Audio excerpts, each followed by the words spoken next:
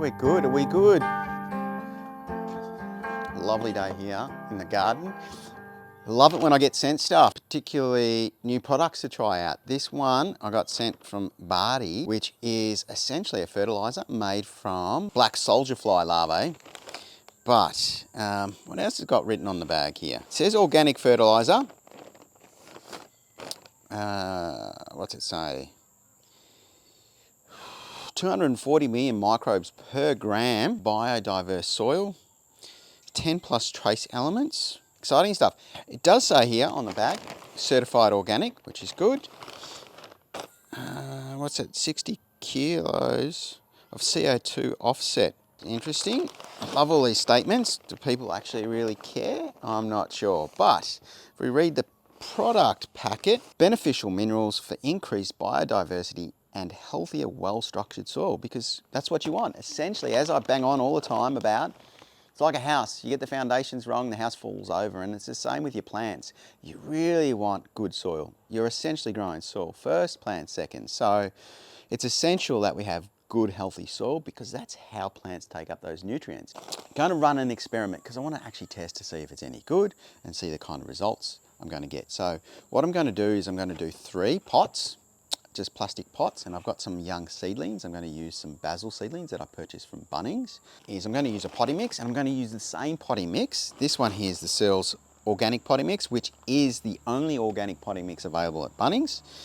So I'm going to use that as the base, and that's going to be my control. So the very first pot is going to have the organic potting mix. Second one, I'm going to use a worm castings product. The worm castings I typically use a lot of. I either make it myself or you can purchase it again from the Big Green Shed. This one's available. It's Vera soil. It's just pure worm castings. I like it. It's not a fertilizer as such. It's actually a soil conditioner. So we're going to utilize that and try that in the second pot. And in the third pot, we're going to use the Superfly. So I'm going to sprinkle some of that on the top and we're going to monitor it.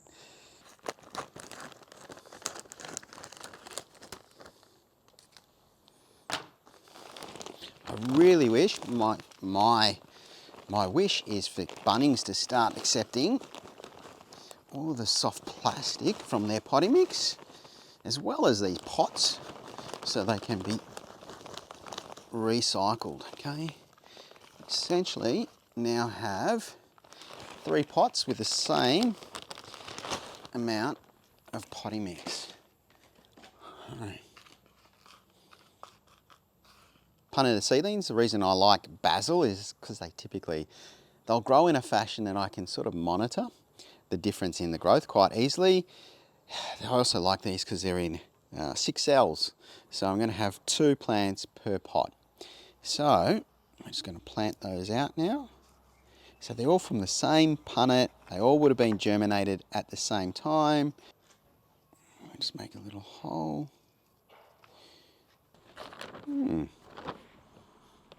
Smells good. It's got a rich sort of smell to it. I'm going to show you what it looks like. Really light, almost like sawdust. Just going to sprinkle a handful over the top. Superfly.